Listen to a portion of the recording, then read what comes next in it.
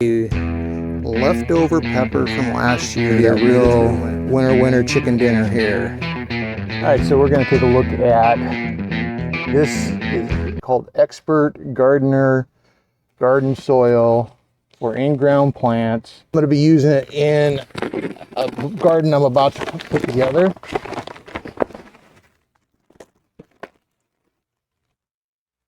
Let's go ahead and dump this into here. I'm going to add some of this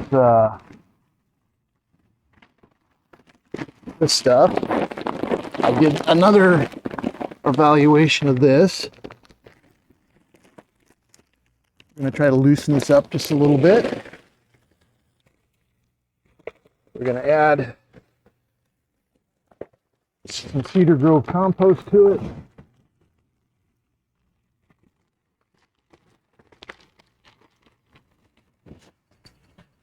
It's kind of wet, but that's okay.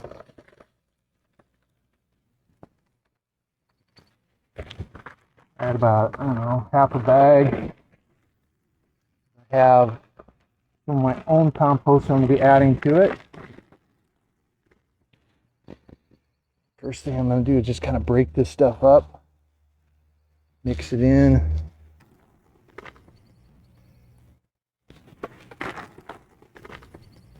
Okay, now that I've got that mixed up, I'm going to add a little bit of my own compost as an inoculant to this soil to give it all the bacteria, worms, bugs, insects, everything it needs to work properly as an organic soil bed. Now, I did mention earlier that there is some slow release synthetic fertilizer in there, and we should talk about this real quick.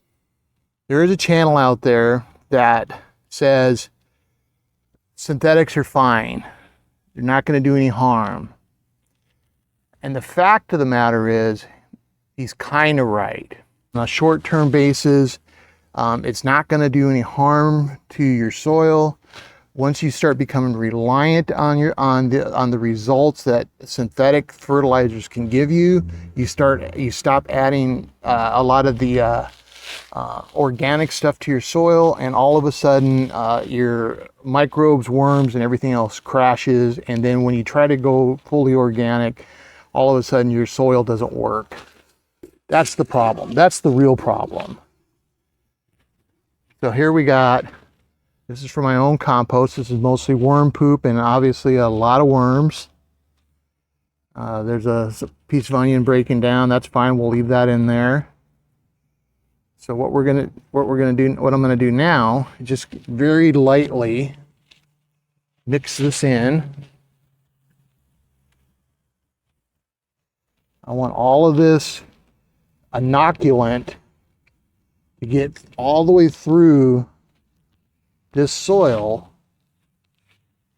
so that it starts properly working quicker.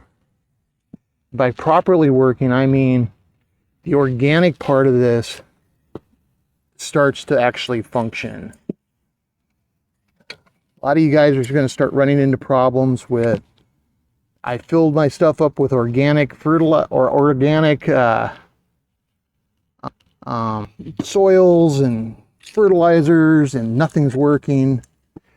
And I talked about this in a different video. The problem is you got to have that bacteria, you got to have that soil life, you got to have that stuff in there in order for it to actually work. Now, I can't make a whole lot of my own compost, but what I like to do is use what I can as an inoculant when I have to use bagged compost and stuff like that. Look at that. Now we have a fully functioning garden soil with organic compost, a little bit of synthetic fertilizer, which will get used up pretty quickly. I probably won't actually add any more fertilizer to this for quite a while, probably a few months.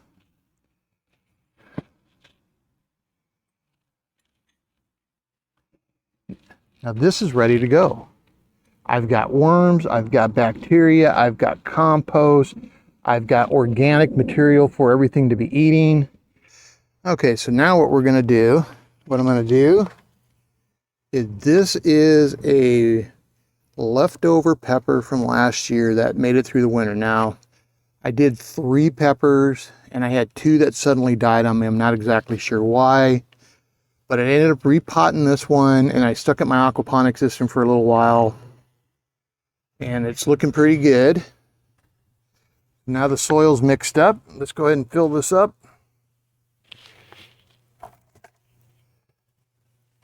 Now a lot of you guys will put stuff in the bottom of these.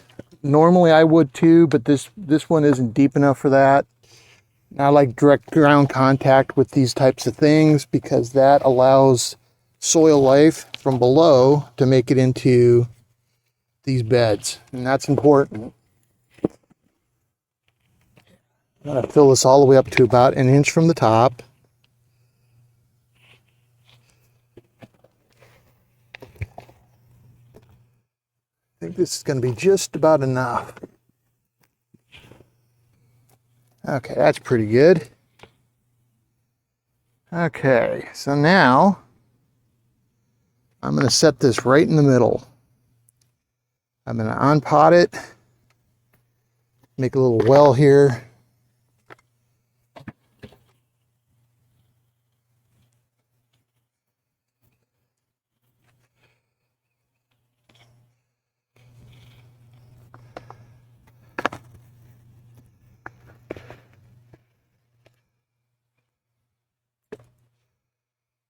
Get this in the ground.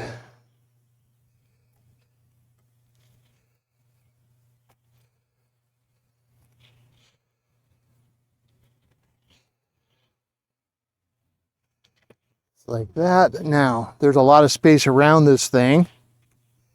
What I'm going to wind up doing is I have some basil that I've started, and I'm going to put some basil around it. But for now, I'm just going to, while I'm waiting on that to finish, I'm going to mulch this. Now I'm using pine, kind of a pine straw I got from a neighbor underneath his tree. Some of you guys worry about, will it change my pH? Pine needles have a pH of 6 point, in this state here, they're at either from 6 to somewhere in 7. So they really won't have any effect on changing the pH of the soil. Now, if these were green, they have a pH of all the way from like 4 to between 3 and 4. Why do we mulch? Well, we mulch to suppress weeds and to hold moisture. This pepper is in the ground. This is a carryover from last year. I'll keep you guys up to date. I think this is going to be a real winner chicken dinner here.